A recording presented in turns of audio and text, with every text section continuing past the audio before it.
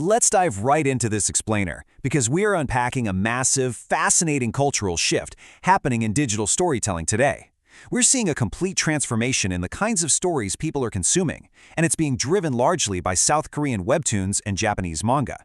But, we aren't just talking about your traditional cookie-cutter heroes anymore. Instead, we're looking at a very specific, incredibly popular way of storytelling that takes all our modern-day anxieties and flips them completely upside down.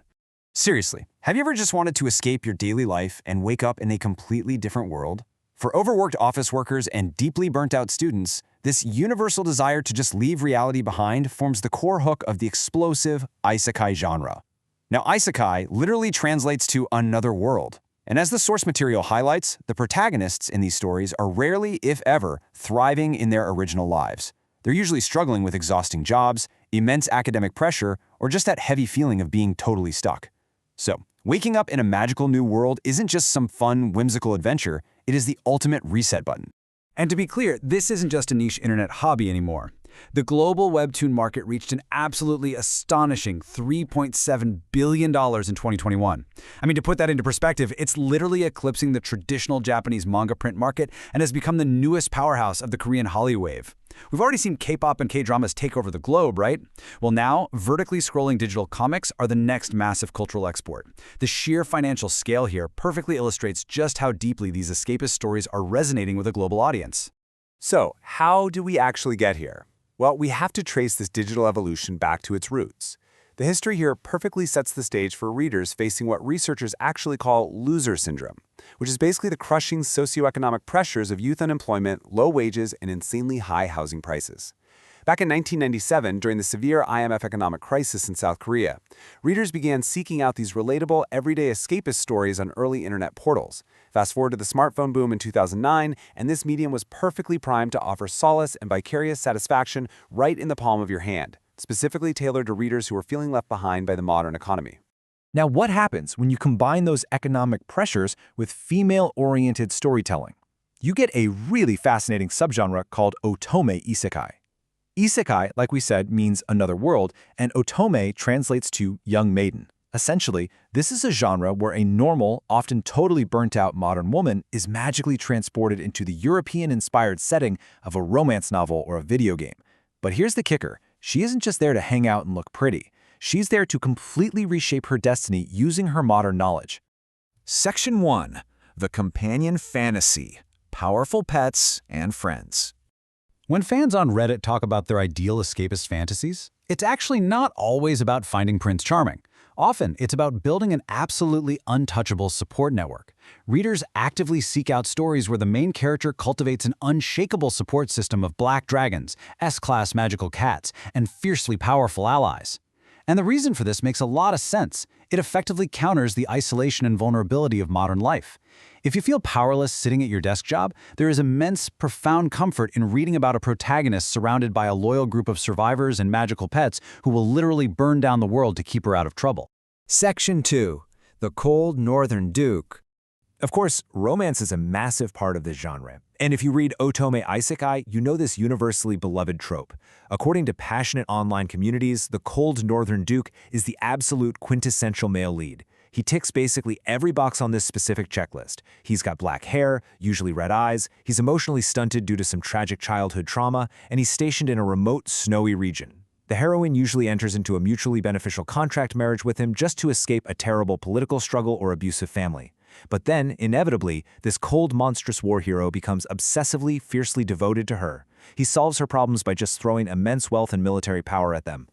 There's this hilarious and honestly highly accurate quote from a Reddit fan that goes, "Through rose-colored glasses, all the red flags just look like flags." It brilliantly captures the self-awareness of this audience. Readers knowingly and gleefully embrace the over-the-top, possessive nature of these fictional men. They know he is a walking red flag in the real world. But in the context of a fantasy where the heroine needs absolute protection from a hostile society, his ruthless devotion is exactly what makes him so undeniably appealing. The crucial point to take away here is that these stories are actively subverting traditional royalty tropes. Think about it. Growing up, we are taught the blonde-haired crown prince is the ultimate catch, right? But in otome isekai, that typically perfect crown prince is almost always turned into a villain. He's usually annoying, cheating, or totally politically corrupt, and he just makes the heroine's life miserable. Meanwhile, the dark, monstrous, outcast Duke becomes the ideal partner. It is a complete rejection of the classic fairy tale prince in favor of someone who operates completely outside traditional societal norms. Section 3. Pioneers of Women's Games.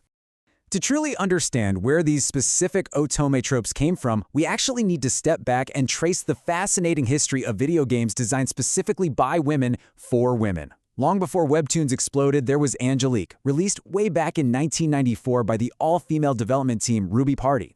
It was the first women's game, setting up a world of tranquil, pure romance where the protagonist was forced to make a really telling, difficult choice: give up the title of Queen of the Universe to find love or rule alone. It highlighted a dilemma so many women faced: the perceived inability to have both absolute career success and a romantic relationship. It was groundbreaking for sure, but the romance was very innocent, and the heroine was, well, quite passive. But wow, did things change rapidly. The industry evolved in some really bold ways. We moved from Angelique's sexless innocence to the blood-sharing, intense intimacy of the 2008 game Hakuoki, and finally to the vibrant, rebellious independence seen in the 2020 game Cupid Parasite. In Cupid Parasite, the heroine literally defies her father, the god of war, to pursue a career she is passionate about, showing brilliant leadership and strategy. The female protagonist was no longer just waiting around to be chosen, she was absolutely taking charge. Section 4. Rise of the Villainess. This growing demand for female agency and defiance brings us to the ultimate evolution of the genre. Instead of wanting to be the helpless, morally perfect maiden who patiently waits for a rescue, modern readers are finding profound vicarious satisfaction in being the wicked, calculating woman.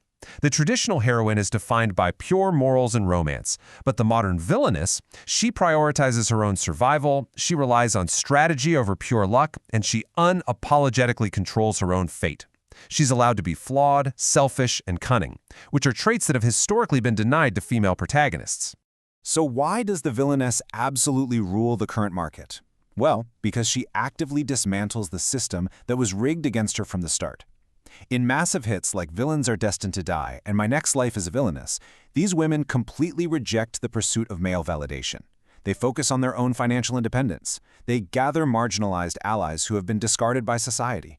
And, perhaps my favorite part, they transform traditional female rivals into fiercely loyal friends. By using her modern knowledge to outsmart the game's mechanics, the villainess proves you absolutely don't need to be a perfectly obedient heroine to deserve a happy ending. As we close out this explainer, I want to leave you with this provocative thought. If millions of young women across the globe are actively turning away from traditional heroes and instead dreaming of becoming cunning, independent villainesses who raise dragons and marry outcast dukes, what does that reveal about the empowerment they are seeking and perhaps feeling deprived of in their everyday lives? It is such a fascinating reflection of our modern world, hidden right inside our favorite digital escapism. Thanks so much for joining me today, and keep questioning the stories we love.